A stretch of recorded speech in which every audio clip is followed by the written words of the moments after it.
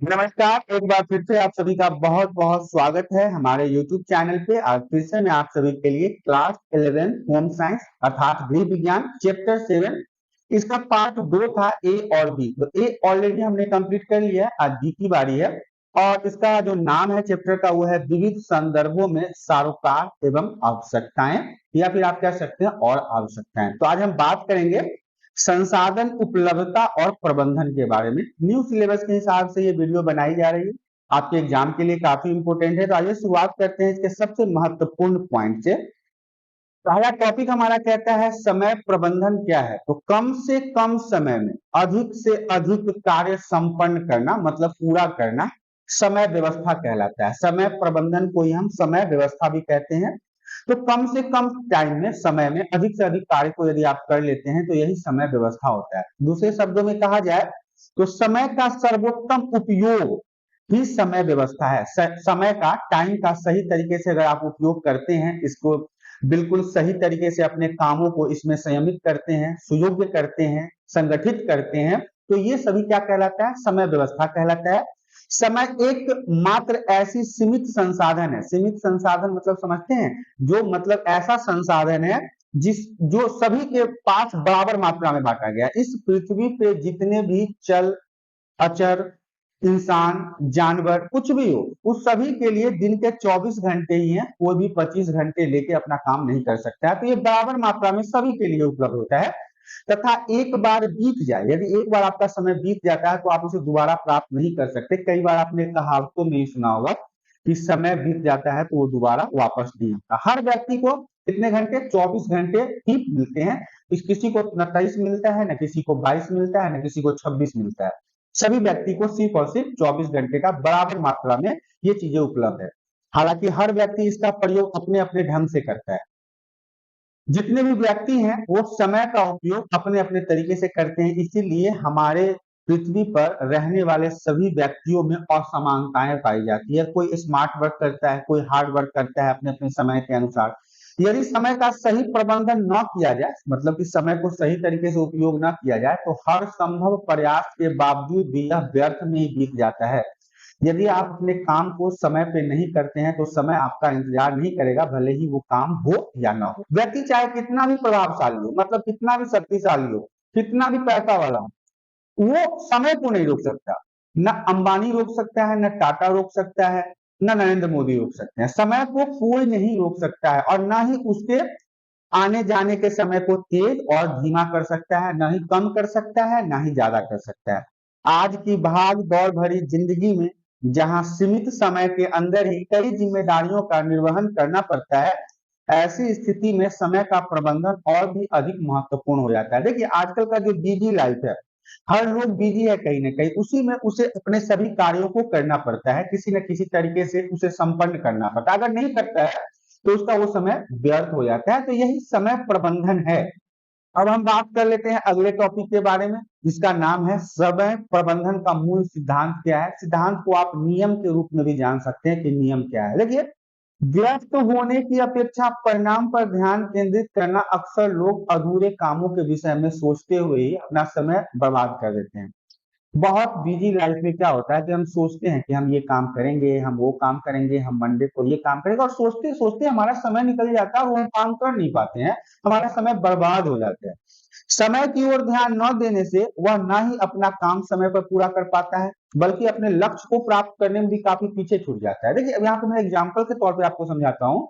यदि आज आप स्टूडेंट हो और आप समय का महत्व तो नहीं दोगे, आज आप 11th क्लास में पढ़ रहे हो, ठीक से होम साइंस को, पॉलिटिकल साइंस को, हिस्ट्री को सही तरीके से नहीं पढ़ पाएंगे, तो क्या लगता है कि आप ग्रेजुएशन में, बीए ऑनर्स में इन सभी चीजों को कर पाएंगे? नहीं, ये समय आपका निकल जाएगा और उस समय आपको कुछ और करना पड़ेगा। और यदि आप सही तरीके से इन सब चीजों को नहीं पढ़ेंगे तो आप पिछड़ जाएंगे, आपको ज्ञान की प्राप्ति नहीं हो पाएगी। इसी प्रकार से समय के ऊपर ये जो काम आप करना चाहते हैं उसको समय प्रबंधन के हिसाब से उसे पूरा करना चाहिए। अक्सर कई छात्र परीक्षा के पढ़ने की अपेक्षा केवल परीक्षा के विषय में चिंता करने लगते हैं। देखिए एक अच्छा एग्जाम्पल है, जब एग्जाम हमारा आता है तो हम क्या करते हैं? एग्जाम के बारे में सोचने लगते हैं, अरे यार 12 बुक्स हैं, इतने सब्जेक्ट्स हैं, मैडम ने इंटरनल्स कम दिए थे, अटेंडेंस नहीं है। इन सभी विषयों के सोचने का समय उस समय नहीं है, उस समय सिर्फ आपको पढ़ने पे ध्यान देना चाहिए।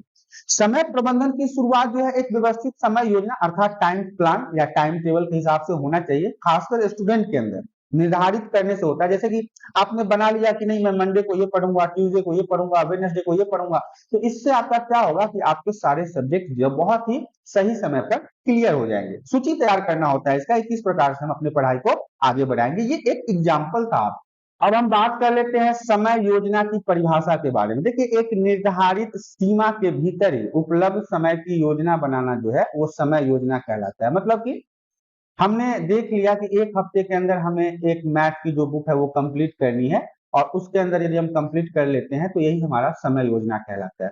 अब हम बात कर लेते हैं समय और गतिविधि योजना के विविध चरण, मतलब स्टेप्स, इसके बारे में जान लेते हैं किस स्टेप्स में ये काम करता है। तो जल्दी शुरुआत करना चाहिए। एक कहावत सुना होगा, काल करे सो आज करे सो अब, पल में प्रलय होएगी बहुरी करेगा कब। तो ये सारी चीजें जो है हम कल पर किसी चीज को नहीं छोड़ सकते। जो काम करना है हम शुरुआत कर लें उसका, ये इसके स्टेप में आता है। नियमित दिनचर्या बनाए, मतलब प्रतिदिन हमें इस काम को करना है, ऐसा नियम बना ले। प्राथमिकता तय करें, मतलब और कामों के अलावा जो आपका काम है उसको प्राथमिकता दे। हमें अगर आपको पढ़ाना है तो हम अपने पढ़ाने के काम को प्राथमिकता देंगे। नहीं कहना सीखें, अगर कोई काम आपसे नहीं होने वाला है तो आप ये जान लें कि आपको मना करने में संकोच नहीं होना चाहिए। बड़े लक्ष्यों को छोटे छोटे लक्ष्यों में विभाजित करें। जरूरी नहीं है कि एक बड़ा पहाड़ आप एक ही बार में तोड़ लोगे, लेकिन अगर आप थोड़ा थोड़ा करके तोड़ना शुरू करो तो वो बड़ा पहाड़ भी बहुत जल्दी टूट जाता है। ऊर्जा की बचत करें, अनावश्यक अपने एनर्जी का लॉस ना करें। एक समय में एक ही काम करें, ये नहीं कि हम पढ़ाई भी कर रहे हैं, गेम भी खेल रहे हैं, कंप्यूटर भी देख रहे हैं, सिनेमा भी देख रहे हैं, किसी के बारे में सोच भी रहे हैं। ऐसे में आप कुछ नहीं कर पाओगे। एक समय में एक ही काम करना चाहिए। समय निर्धारित करें, किस समय में कौन से काम करना है, ये सारी चीजें आपके लिए बहुत ही महत्वपूर्ण है। और गतिविधियों की सूची बनाए, एक टेबल बना ले और बता उसमें लिख ले कि कौन से समय में आपको क्या करना है। तो ये समय और गतिविधि योजना के विविध चरण के रूप में जाना जाता है। अगला पॉइंट हमारा कहता है कारगर समय प्रबंधन के लिए सुझाव के। यहाँ पे आपको एक टेबल के बारे में बता दूंगा मैं कि किए जाने वालों के कार्यों की आप सूची कैसे बनाएंगे। तो किए जाने वाले कार्यों की सूची बना लेने से गतिविधियों को करने के कारण और उसे पूरा करने की अनुमानित समय सीमा का अंदाजा लगता है, या फिर आप उसे आसानी से समझ पाते हो। जैसे एग्जाम्पल में यहाँ पे आप किसी भी कार्य को ले लो, उसके अंदर कौन कौन सी गतिविधि होती है। जैसे कि आप एक एग्जाम्पल में चाय बनाने को ही ले लो, मैं आपको एग्जाम्पल देता हूँ। पूरा करने का दिन, तिथि, कब कब करोगे। जैसे कि किसी के लिए कुछ करना है, गतिविधि करने के कारण कौन कौन से स्टेप के कारण आपने चाय बनाया। ये एग्जाम्पल है, आप चाय को ही मत लिख देना, बहुत सारी चीजें इसके अंदर आ सकती है। गतिविधियां मतलब होता है किए गए कार्य। एक चाय को बनाने में कौन कौन से कार्य करने हैं, कौन से डेट में बनाना है। तो मेरे को लगा 12 तारीख को बनाना है।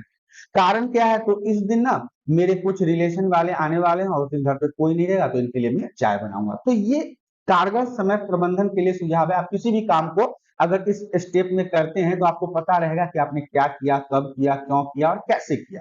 तो ये सारी चीजें आपको यहाँ पे बताना है। दूसरा पॉइंट हमारा कहता है दैनिक साप्ताहिक योजना सारणी। दैनिक साप्ताहिक मतलब होता है प्रतिदिन का एक सप्ताह का चार्ट तैयार करना। इस सारणी को बनाने के लिए प्रतिदिन या पूरे सप्ताह मतलब 7 दिन के दौरान किए जाने वाले सभी कार्यों को योजना बनाने में आसानी होता है।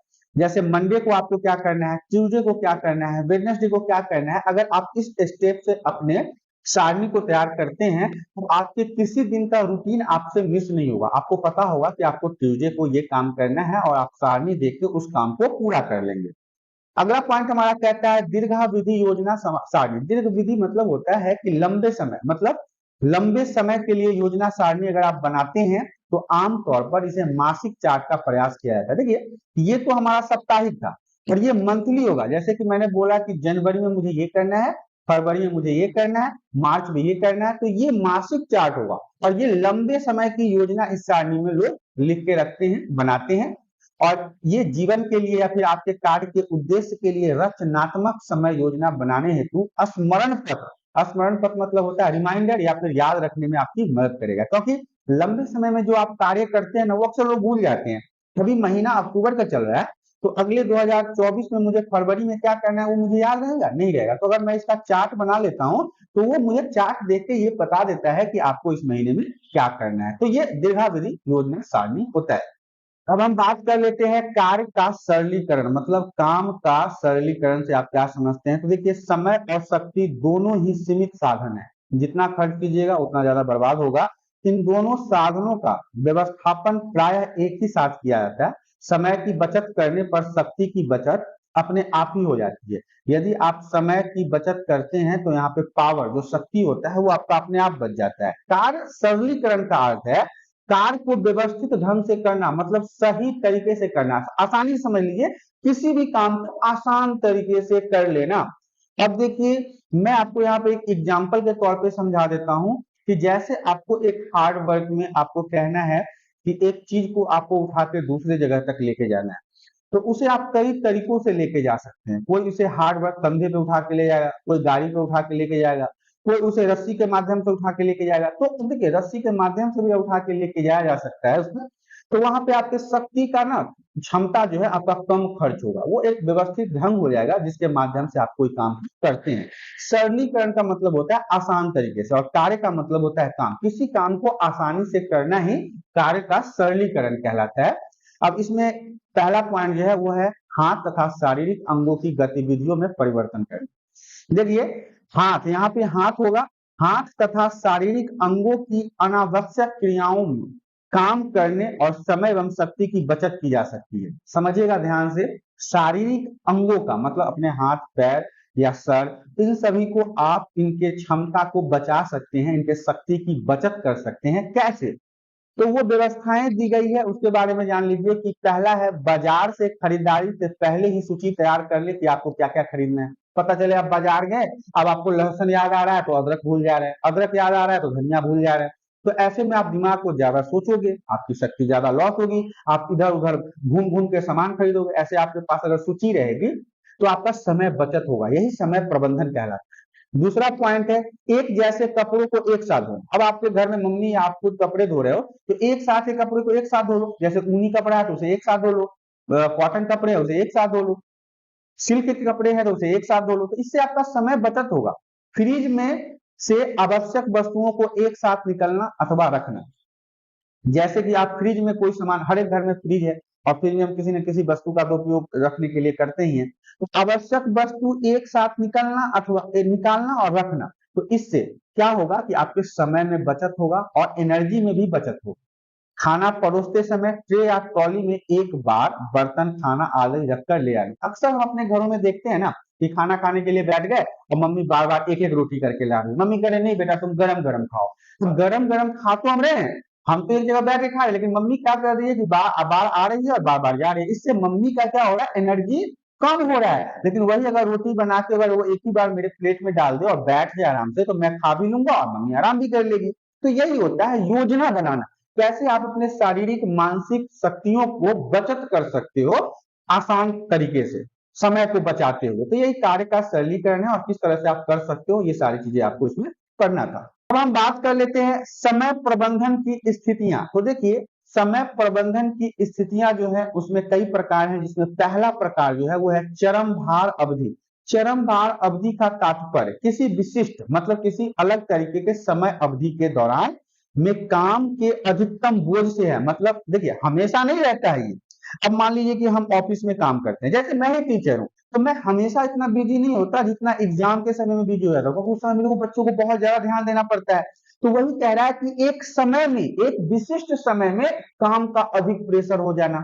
या फिर कोई व्यक्ति अगर ऑफिस में काम कर रहा है तो वो नॉर्मल डेली बेस में तो काम कर रहा है, वो कर ही रहा है, लेकिन क्या होता है, एक समय ऐसा आता है कि ऑफिस में काम का बोझ बढ़ जाता है। जैसे दीपावली की अगर बात कर ले, तो दीपावली में देख लीजिए, हमारे घर में रोजमर्रा के जीवन में हर एक काम होता ही रहता है, लेकिन दीपावली में क्या होता है, अचानक से काम बढ़ जाता है, घर की सफाई करना, घर को साफ करना, तो वो एक काम है। तो एक निश्चित समय में काम का बोझ बढ़ जाना। और जैसे कि प्रातः काल का समय या रात्रि के समय, देखिए अब ये एक एग्जाम्पल पे आपको यहाँ पे दिया गया है। मैं आपको जो एग्जाम्पल दिया था वो एक कार्य के बारे में दिया था, लेकिन यहाँ पे चरम भार अवधि का एक और एग्जाम्पल दिया है कि आप लोग भोजन 2 टाइम करते हो। तो वो एक समय में एक ऐसा समय होता है जिसमें आपको भोजन करना ही होता है और आप वो काम करते हो। तो एक निश्चित समय में आप वो काम कर लो, तो उसे हम चरम भार अवधि करते हैं। अगला पॉइंट हमारा कहता है कार्य वक्र। वक्र का मतलब होता है कि जैसे किसी भी समय, मतलब किसी भी समय के दौरान किए गए कार्य का चित्रात्मक निरूपण से। मतलब उस चीज को हम अपने मन में समा लेते हैं, चित्र के रूप में बना लेते हैं, या डायरी मेंटेन कर लेते हैं, या कहीं लिख लेते हैं, जो हमें क्या करता है उस काम के दौरान स्फूर्ति पैदा करता है। स्फूर्ति कहने का मतलब होता है कि ताजगी फील करना। थकान के कारण अधिकतर समय में क्या होता है कि जब आप किसी काम को करते हैं, तो कोई भी काम हो, दुनिया का कोई भी काम हो, जब उस काम को आप कर रहे हो तो किसी न किसी कारणवश से आपकी क्षमता जो है वो कम होगी, और आपके शरीर के अंदर की अगर क्षमता कम होती है तो आपको थकावट फील होगा। जैसे जैसे आपकी क्षमता, आपकी एनर्जी लेवल नीचे जाती जाएगी, आपको उस चीज में थकावट उतना ज्यादा फील होगा। तो अवधि जो होता है काम करने का, उसको अधिकतम क्षमता की स्थिरता की स्थिति और थकान के कारण अधिकतर गिरावट को चित्रात्मक रूप से दर्शाया जाता है। एक सुबह के समय में मैं जब क्लास लेने आता हूं तो उस समय मेरी एनर्जी लेवल एक अलग टाइप की होती है, लेकिन रात में मैं जब क्लास ओवर करके जाता हूं तो मेरी एनर्जी बिल्कुल डाउन होती है। तो इसी को हम कार्य वक्र के रूप में समझ सकते हैं। अगला पॉइंट हमारा कहता है विश्राम अथवा अंतराल की अवधि। विश्राम का मतलब होता है रेस्ट, मतलब आराम करना। विश्राम अथवा अंतराल अवधि को काम करने के दौरान अनुपादक रुकावट मतलब टाइम ऑफ। बहुत सारे कंपनी, फैक्ट्री, आप स्कूल में भी देखते हो ना कि आपको लंच ब्रेक मिलता है, फैक्ट्रियों में आराम करने का मौका मिलता है। तो इसी से हम इसको समझते हैं कि विश्राम अथवा अंतराल की अवधि। किसी भी कार्य करने के दौरान यदि हमें रेस्ट करने का समय प्राप्त होता है तो उसे हम विश्राम अथवा अंतराल की अवधि के रूप में जानते हैं। किसी भी काम को करने के दौरान विश्राम या फिर अंतराल अवधि की जो आवृत्ति होती है, मतलब जो अंतराल होता है, वो बहुत ही महत्वपूर्ण होता है, क्योंकि कोई भी व्यक्ति हो वो लगातार काम करने से थकावट फील करने लगता है, और यह अगर वो थोड़ा विश्राम कर ले तो उसे फिर से वापस ताजगी फील होने लगती है। और वो होना चाहिए हर जगह, नहीं तो क्या होगा, बहुत लंबी तो नहीं होनी चाहिए विश्राम का टाइम अंतराल, लेकिन होना बहुत जरूरी है। बहुत छोटी ही होती है जिसे हम टाइम ऑफ कहते हैं किसी भी काम। अगला पॉइंट हमारा कहता है कार्य को क्रमानुसार करना, मतलब स्टेप बाय स्टेप। किसी भी काम को हम स्टेप बाय स्टेप कैसे करते हैं, तो देखिए, एक जैसे बर्तन जिसमें ग्लास, कटोरियां एवं प्लेट को एक साथ धोना। तो अभी घर में जब भी काम होता है तो कई सारे बर्तन होते हैं, प्रेशर कुकर होता है, बड़ी बड़ी थालें होती हैं, और भी बहुत सारी चीजें होती है। तो क्या करते हैं, एक तरह के दिखने वाले बर्तनों को एक साथ धो लेते हैं। कार्य शुरू होने से पूर्व सारा आवश्यक सामान एक जगह पर एकत्रित करना। अब खाना बनाने के लिए हमें बनाना है, और सब्जी के लिए हम सारी चीजें एक साथ अगर इकट्ठा कर ले तो हमें बार बार उठ के चीजों को लाना और देना नहीं पड़ेगा। दो क्रियाएं एक साथ करना, जैसे सलाद काटना तथा सब्जी बनाना। अब जैसे हम सब्जी काटने के लिए बैठे तो टमाटर उसमें भी कटता है और सलाद में भी कटता है, मूली उसमें भी कटता है, ऐसे भी कटता है। हम ये काटने वाले जितने भी काम हुए हैं ना, उनको एक साथ अगर कर लें तो ये स्टेप बाय स्टेप काम होना होता है।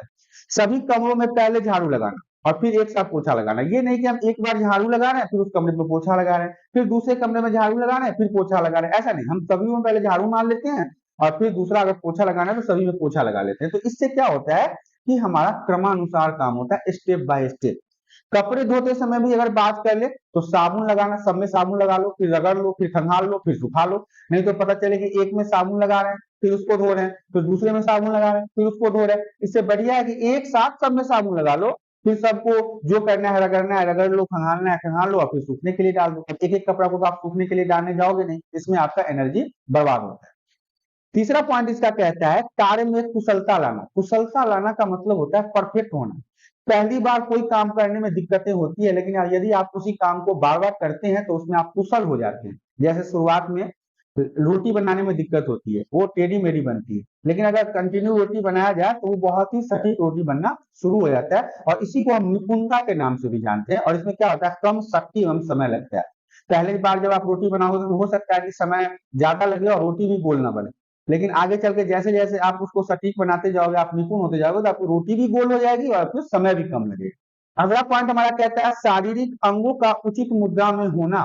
शारीरिक अंगों का उचित मुद्रा मतलब, मुद्रा कहने का मतलब है कि शरीर का जो अंग है वो सही होना चाहिए, कार्य सरल हो जाता है। ये नहीं कि अगर मान लीजिए हम आटा गूंद रहे हैं और हम आटा गूंदने में पलथी मार के बैठे हुए, तो क्या लगता है कि आपको आटा गूंदने में बनेगा? नहीं बनेगा। आटा गूंदने के लिए आपको, वो हमारे देहाती लैंग्वेज में कहते हैं, चुटकी मुक्की मार के बैठना, तब जाके आप सही तरीके से आटा गूंद सकते हो। तो शरीर का जो बनावट है उसे उचित मुद्रा में रख के अगर आप काम करते हो तो काम करना सरल हो जाता है, ऊर्जा भी कम लगती है और थकान भी महसूस नहीं होता है। जमीन पर रखी किसी भारी वस्तु को उठाने के लिए घुटने मोड़कर पैरों के बल पर बैठकर उसे उठाना सरल हो जाता है, लेकिन यदि आप खड़े खड़े उसे उठाने की कोशिश करो तो वो श्रम ज्यादा लगेगा और थकान भी आपको ज्यादा होगी। तो ये सारी चीजें इसके अंदर आपको स्टेप के अनुसार आपको कार्य करने के बारे में बताया गया है। यही पे हम पार्ट 1 को कंप्लीट करते हैं। अब हम आपको पार्ट 2 के बारे में आगे बताएंगे।